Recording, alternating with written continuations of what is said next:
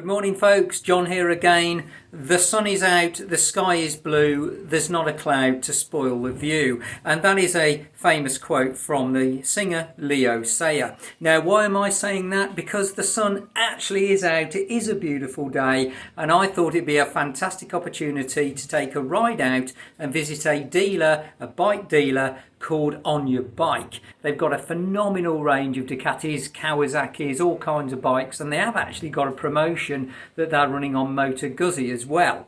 Now I'm going to go there on the BMW GS310. Now why am I doing that? Because it's a chance to see what the GS performs like on a motorway, because we've got a sort of a 30+ mile motorway ride as well, because I want to see how it handles the motorway. I've never taken it on the motorway before, so we're going to find out.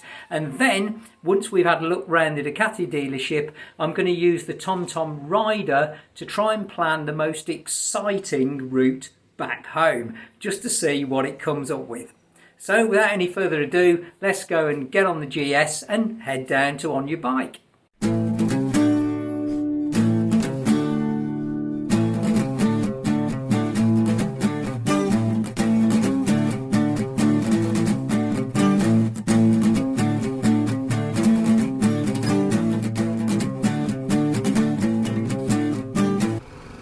Or we're going to creep to the front, take advantage of the fact that a bike is much easier to manoeuvre when you're stuck in traffic. I keep forgetting when I'm on this bike the fact that I am able to just go straight around cars when I'm in a traffic jam. Because I've been driving a car for so long, you get out of the habit, you forget that actually quite often there's an opportunity to just ride straight past all that traffic, as long as there's a safe enough gap. It's only now I'm on the road I suddenly realise perhaps I should have picked a Ducati to go to a Ducati dealer. But hey ho, how far have we got to go? Let's have a look on the TomTom. We've got a 50-mile journey ahead of us each way, so 100 miles round trip, and I'm very confident that this bike will handle that motorway work no problem. Woohoo! I really do need to go and look at this Yamaha R3, don't I? Woohoo! First proper island of the day, 270 degrees, so we can get it round. A bit of background music for you there. What a beautiful day. Now I'm making sure I'm observing the safety practices on my bikes as given out by a channel called MC Rider, which I've been watching over the last few weeks. Really good channel that. If you've got a motorbike and you want to make sure that you're riding safely, he gives some fantastic tips on how to ride safely. I'm sure he's not watching this one, but if you are watching it, then Mr. MC Rider, keep those tips coming, are really helpful.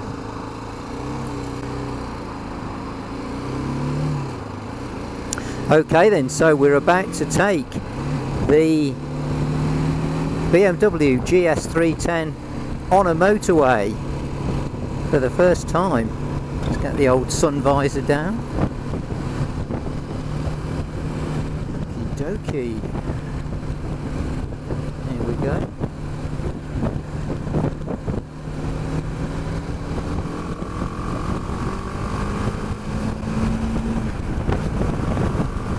The engine will be nice and warm now, no doubt. Got a few junctions to go on this motorway, so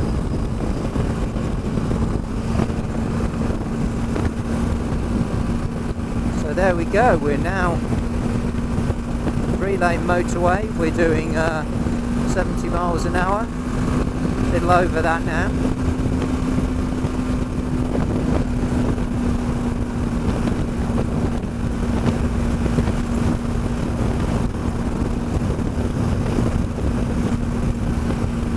I've set the sat-nav to the fastest route. So yeah, this bike is sitting very comfortably. I'm getting a lot of wind buffeting, but then you're going to get a lot of wind buffeting on any upright bike. I think the fact that this bike is so light in terms of its weight compared to a lot of touring bikes, the wind buffeting probably does have a bit more of a notable effect. But other than that, yeah, this is a lovely ride, absolutely lovely ride. The bike is currently sitting at just 7,000 revs out of a total of a capable 12,000 revs. That's its max, so it's just above half its rev level.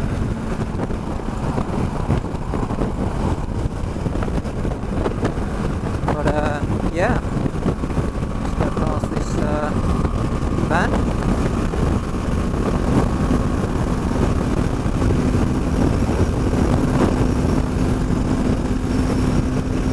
It is windy though, gotta be honest. It might be a beautiful sunny day, but it is pretty windy. I'm definitely feeling the buffeting. So maybe the Ducati Supersport might have been a better choice because it's far more streamlined. There was recently a report published on the BBC News this week, in fact, saying that the rates of depression in people being experienced since this lockdown has doubled, and that's not good news. And by the same token, the reason I mention that is because I also read a report that going out on a motorcycle, and I'm guessing it's the same for a push bike as well, is a massive alleviation to depression, actually, because you get the fresh air, you're moving around, and on days like this, I totally agree with that. To get out on this bike on such a beautiful day definitely makes you feel better, definitely gives you a lift. This is why I've sort of been leaning back towards motorbikes. The sun is up, the sky is blue, there's not a cloud to spoil the view, but it's raining, raining in my heart. Oh, oh misery, oh you misery, oh what's gonna become of me? Dun, dun, dun, dun, dun, dun, dun. Well, look at how this little BMW 300cc GS is swallowing up the motorways. It's impressive. As we hoof past this traffic, this bike is having no problems whatsoever. There is one thing, of course, when you're travelling at motorway speeds that's worth pointing out on this GS310, and that is the engine braking.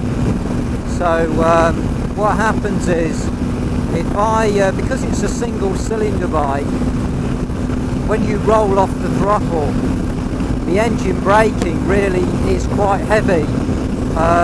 So at the moment I'm doing, just getting to 75 miles an hour. I haven't got any cars behind me. So I'm going to get it to 70 and I'm going to just roll off the throttle. That's all I'm going to do. So I'm off the throttle and the bike, see that? The bike immediately dips. I don't know whether you saw that.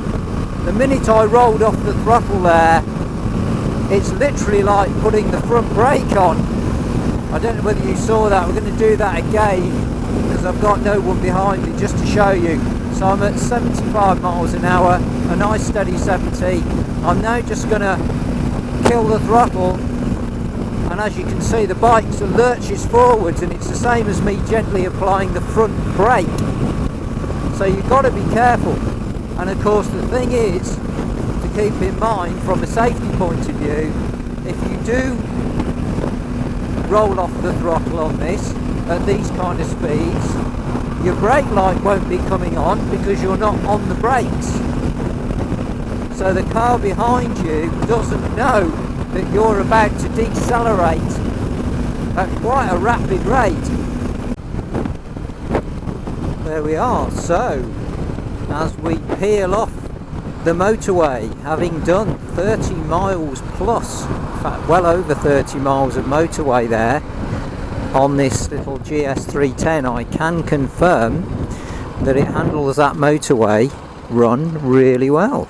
That's another thing I didn't mention actually. I was singing a bit of Leo Sayer earlier, and I didn't mention that my friend Alan, who went with me to get the Ducati Supersport, is actually a big fan of Leo Sayer.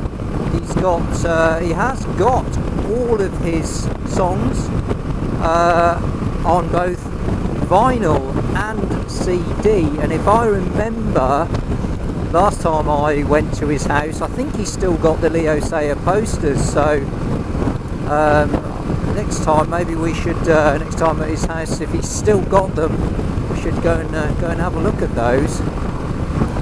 But here we are, this is Ducati Aylesbury. We're now coming up. We've got quite a few different major brands on sale here. Here we go, quite a few people here as well.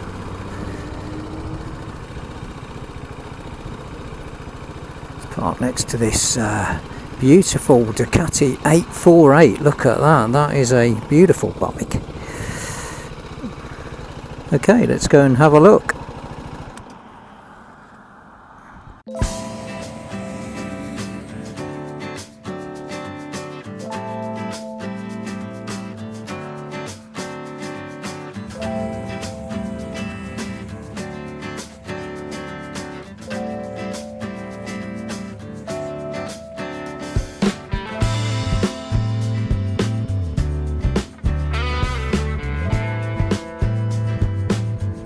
If you want Ducati, I know I'd come here to look at Moto Guzzi. The irony is I haven't actually seen any Moto Guzzi bikes at all so far, but if it's Ducati you want, then there's absolutely hundreds of them. This is probably the best choice of Ducati in the whole of the country, I reckon.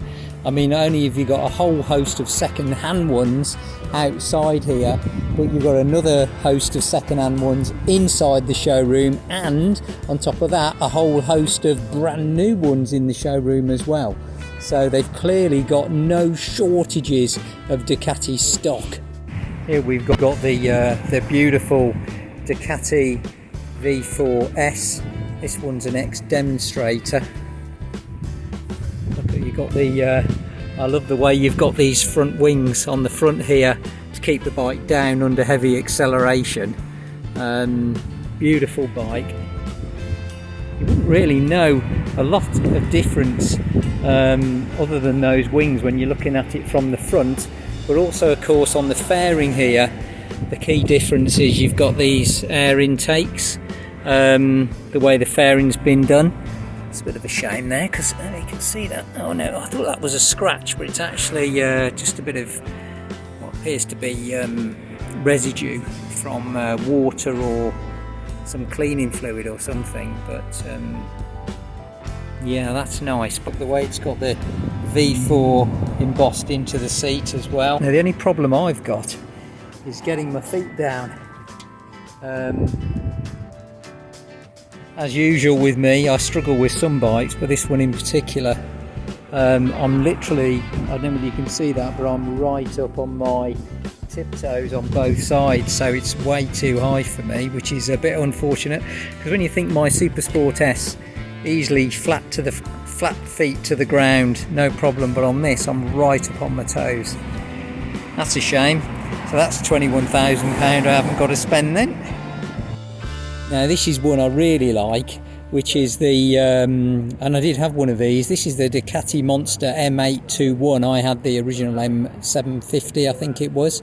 So this is the updated one, and again, not a lot of money. You know, these are absolute bargains, really.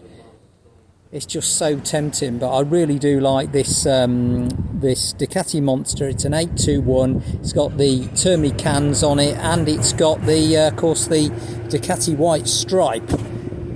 I am quite taken by this Triumph Daytona 675. It's absolutely beautiful.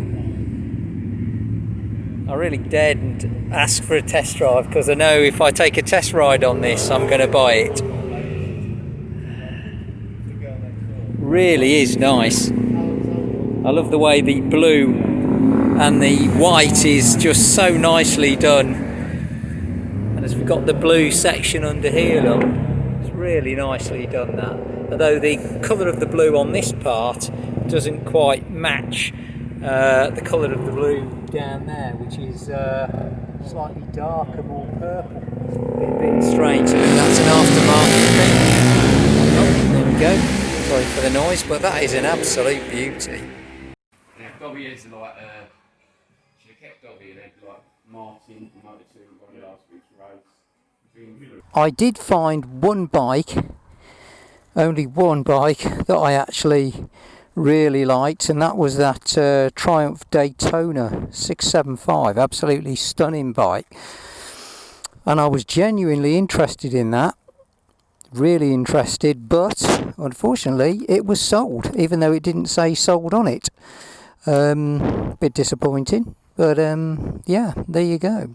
I've got the sat-nav set to what it says is a thrilling ride home.